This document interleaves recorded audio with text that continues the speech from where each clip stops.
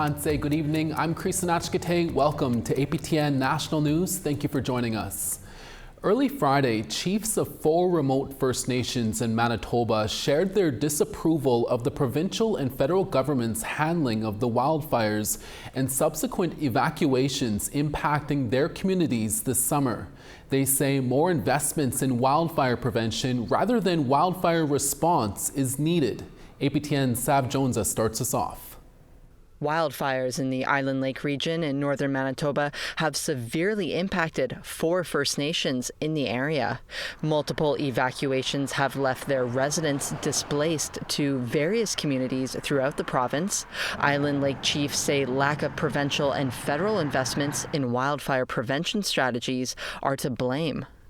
The Auditor General found that Indigenous Service Canada spent 3.5 times more on response and recovery than on preparedness. That is $646 million on reacting to disaster versus $182 million preparing for them. Garden Hill, Wasagamak, St. Teresa Point, and Red Sucker Lake Anishinaabe Nations are located about 500 kilometers northeast of Winnipeg. Anishinaabe Okamawan represents them. Their Grand Chief Alex McDougall says that roughly 80% of Indigenous communities are located near remote, fire-prone regions. Despite that, he says many are without the basic resources and infrastructure needed to respond to the fires. Experts confirm that investing in prevention saves money. Public Safety Canada acknowledges that a dollar invested in prevention saves $6 in response costs. Yet Ottawa refuses to follow its own math. Red Sucker Lake Chief Samuel Knott says his community has no way to escape a wildfire about 30 kilometers away. He says government investments in fire suppression teams and infrastructure projects like all-season roads are necessary for their safety. He says his community isn't underprepared, they are under-prioritized. No firefighting aircrafts or crews have been deployed as we are completely abandoned. Our people are suffering from severe smoke inhalation. Children, elders, people with asthma. We have no asthma medication available for our most vulnerable community members. A 252-kilometer all-season road from St. Teresa Point to Barons River would cost $512 million. The chiefs say that project is one of more than 100 wildfire mitigation projects deemed eligible for funding across the country. The road would act as a wildfire escape route while also reducing the 4 First Nations' reliance on winter roads and airlifts year-round. Garden Hill Chief Dino Flett says his First Nation has spent almost $3 million of their own money evacuating their community twice this year. 2 of the 3 of our winter road bridges were burnt. And that is our lifeline to our community. And we have to, and it's already August. We need to replace these bridges as soon as possible. The chiefs call on the government to invest in wildfire prevention, fund eligible infrastructure projects, and build an all-season road. We are burning because budgets refuse to bend. They hope Canada will develop a national Indigenous fire strategy so this doesn't happen again next year. Sav Jonesa, APTN National News, Winnipeg. Members of the Broken Head Ojiway Nation in southern Manitoba are voting in a referendum on a proposed partnership with the Alberta mining company Silica. This morning, a protest in the community called for accountability and a halt to the vote and the protection of the lands of future generations. APTN Sarah Bettens was there and brings us this story. The rain didn't stop protesters from gathering outside on Friday morning. Organizer and land defender Taylor Galvin says it's the water they're standing for. But this water, our groundwater, our aquifers are at stake. Today, the Broken Head Ojiway Nation in southern Manitoba is holding a referendum on a proposed partnership with Silica. In July, The Alberta-based mining company offered the nation a 5% profit share in a proposed silica mining operation in southeastern Manitoba.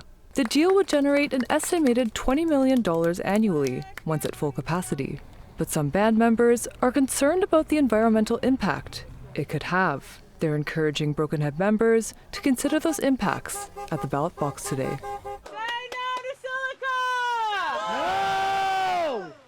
21-year-old Hayden Gilmore is a youth from Broken Head.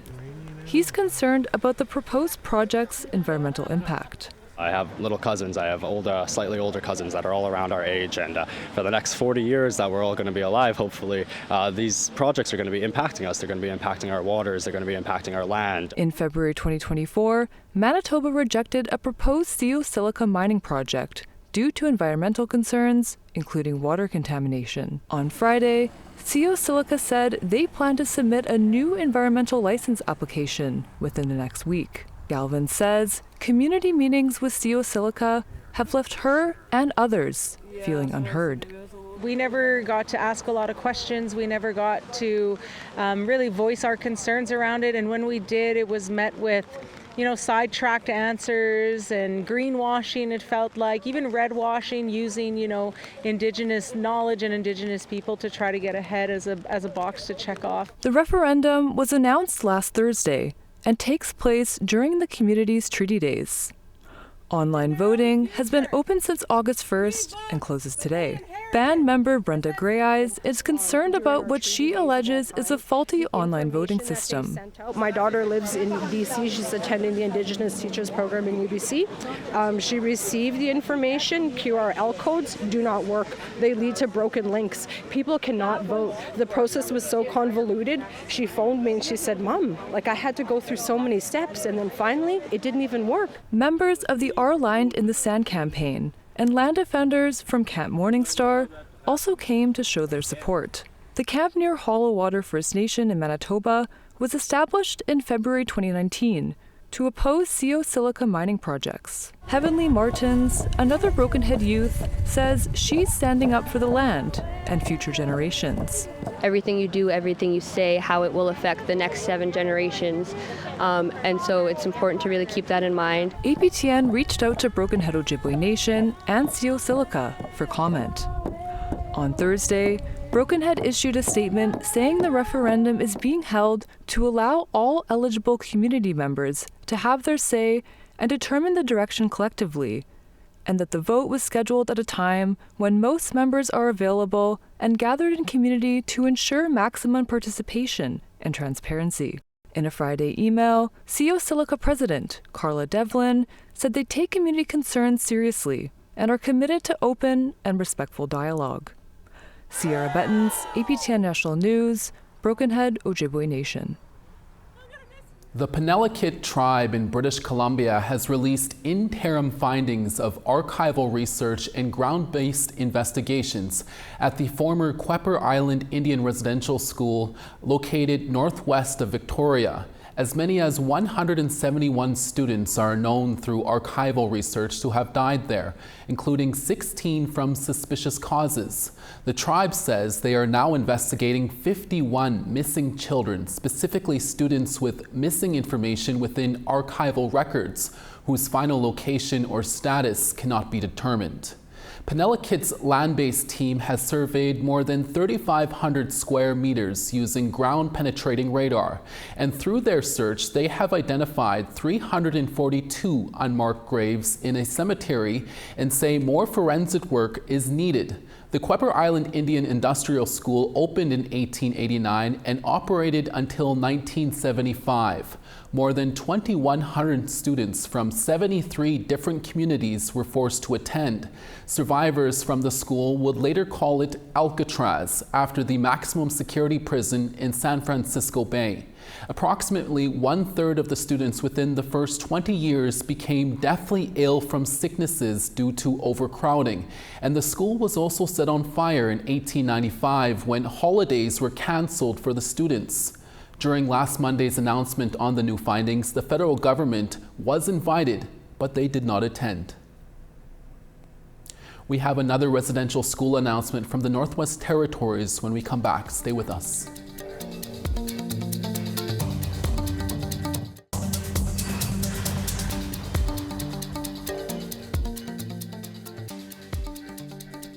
Welcome back. A First Nation in the Northwest Territories says they have discovered unmarked graves at the site of a former Indian residential school. Our APTN Yellowknife video journalist Bruce De La Cruz has more. New findings have been released in the ongoing investigation, which began in 2022. In a press release dated August 7th, Chief Louis Balsley of the Deni Nukwe First Nation said 7 unmarked burials were found at Mission Island, the site of the St. Joseph's Indian Residential School operated by the Catholic Church between 1857 and 1890, when it was moved to Fort Resolution. An archaeology team hired by the First Nation used aerial photos and cadaver dogs to locate the burials, which they say are those of 5 children and 2 adults. The causes of death are unknown, and community elders say there could be another 60 unmarked burials. In a prepared statement, Chief Balsley says he is committed to finding closure for everyone involved. His statement in part says, "While growing up, I heard stories of children who were mistreated at the school, children who got sick and died because of malnutrition or abuse. Now we are finding children buried on Mission Island. I am committed to continuing our investigation into what happened at the schools to bring about so many deaths." Bruce De La Cruz, APTN National News, Yellowknife. The elections for the Mohawk Council of Kanesatake were postponed with little warning, following a decision by the former CEO of the election. All council mandates have been extended until a new election. However, the electoral officer suggests the electoral code needs amending before then. As APTN Savannah Craig reports, the decision has caused frustration with many.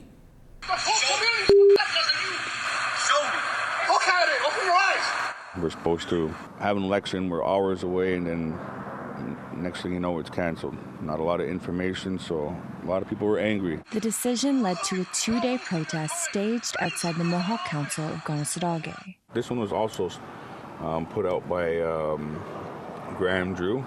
Kane Montour is the coordinator for the Kanesatake Perimeter Security. It's kind of sad because there was elders here, there were some children here, and we got to lead by example, do better. And what I witnessed that day was just disrespectful, shameful, and something like that shouldn't happen.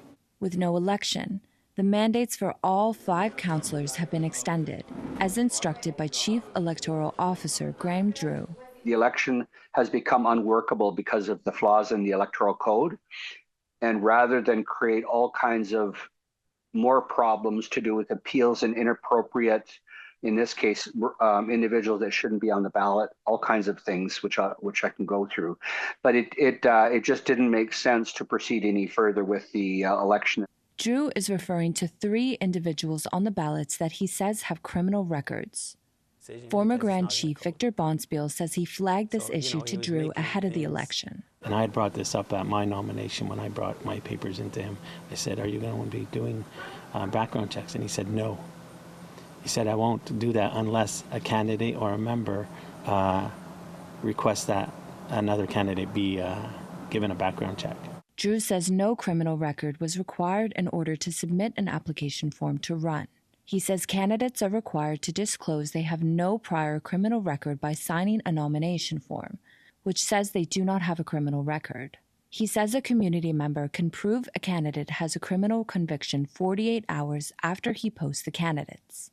Another red flag for the CEO was the assembly of an appeals board. We had a very difficult time recruiting anyone that would be willing to sit on the board because of fear of retaliation or just not wanting to get involved in the dynamics of a kind of a toxic environment for leadership right now. The appeals board requires a team of 3 individuals who must abstain from voting during the general election. In the event of a tie, the appeals board members' votes would determine the winner. It's not democratic, so they're basically what they would be doing is voting over all of the electorate. Some say the code must be revised, including Chief Brant Etienne. It is actually missing critical components, and that is what makes it so difficult to work with. But others are wondering why this wasn't done earlier, including Amanda Simon, who is running for chief.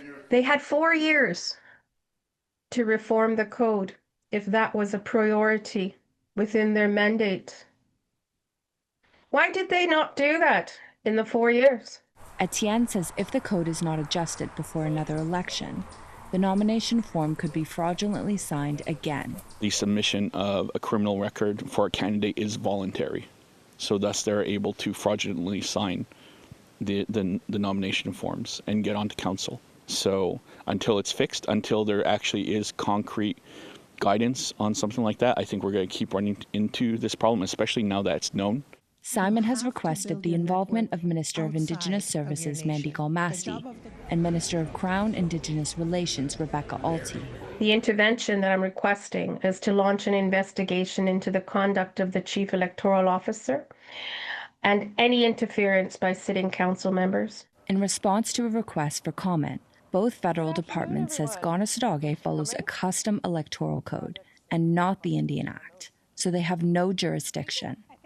The council, whose mandate has been extended, says it needs to determine how to move forward. There's a lot of different factors to consider, and we're going to be meeting on that shortly. While the focus is on the election, Montour is hoping for an end to fighting within the community. There's a lot of intergenerational trauma that's being carried on, and people, we're starting to see the effects of that, you know? And I really wish that we can just really get back to being happy and, you know, and start seeing like the better things of Kanesatake instead of always being portrayed as negative. Savannah Craig, APTN National News, Kanesatake, Mohawk Territory. Our Annette Francis is back with another story from the Weckwemicon powwow. We'll be right back.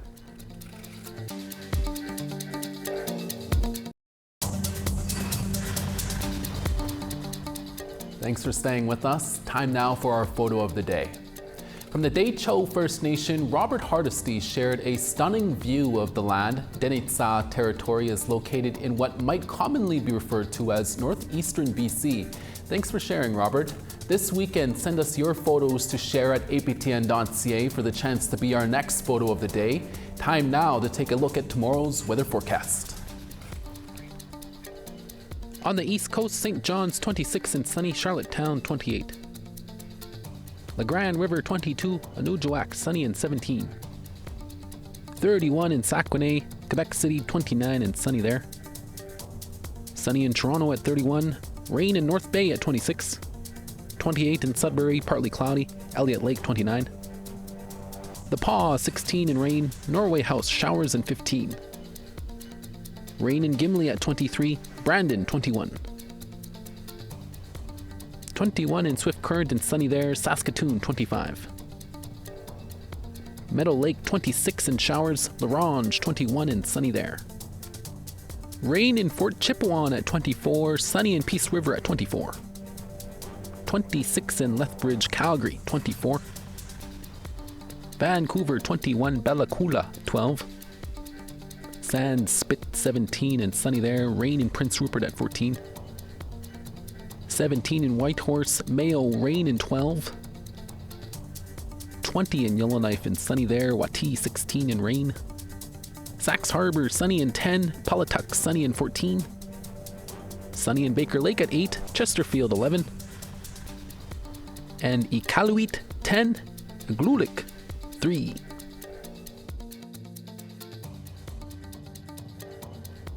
The Weckwemicon powwow has wrapped up for another year, but as it winds down, a young woman is preparing to step into a new role. And it all begins by accepting a crown. Here's APTN's Annette Francis with the final story from Weckwemicon First Nation. Sassy Linklater has just been crowned Miss Weckwemicon. It's a position she takes seriously. I don't know. I like to be an outgoing person, but sometimes I just get shy. But I basically this role is an ambassador of Weckwemicon, and my main goal is to inspire youth to have a ceremonial identity and have a cultural identity. Because if our youth don't, like, they're not fully healthy, you know. To be fully healthy, you have to be ceremonially healthy and spiritually healthy, physically, mentally, emotionally. And so a lot of the times there's that missing piece where there's, you know, ceremony isn't everywhere. And so I want to inspire youth to have that a part of their lives. Although Linkletter is from Moose Cree First Nation, she has ties to Wikwemikong. Tracy Cleland is a pageant coordinator. She and her late sister started their own pageant 15 years ago. When we were growing up, we wanted to be a princess just like anybody else that we see at powwows. And, you know, why doesn't Wiki have a pageant? And we should have ambassadors or a princess. And so we tried out for one of our local communities to represent their community, be their princess. And they said we couldn't because we weren't from that community, and it kind of almost broke our little hearts. And you know, when you're 15, 16, it's such a precious and fragile age that I said, you know, remember when we were young, maybe we should just do it ourselves. Florence Oswamick handed over the title. She proudly represented her community over the past year. I was given the opportunity to travel and represent my beautiful community of Wikwemikong. I traveled as far as Europe. I was able to represent in Wales and learn about their history and culture over there. And just across Turtle Island, I was able to represent my community well and living a Manitoba Montsuin. She looks forward to seeing Linkletter continue the work. I feel like it gives them this this invisible superpower that they can do something better, be something better, and they know people are watching them. And I tell them that when we sit together before that, you know, you're representing our community. You need to act appropriately. You need to, you know, be mindful of what you say, what you do, because people are watching you, and especially our little ones. With her new superpower, everyone here is wishing Linkletter a great year ahead. Annette Francis, APTN National News, Wikwemikong. Thank you, Annette, for all of that great reporting. That's your Friday evening newscast for August 8th. From all of us at APTN National News, hai miigwech masicho kwana. Thank you for watching, and we'll see you next Monday for your noon and evening shows. Have a safe weekend with family. Ekse.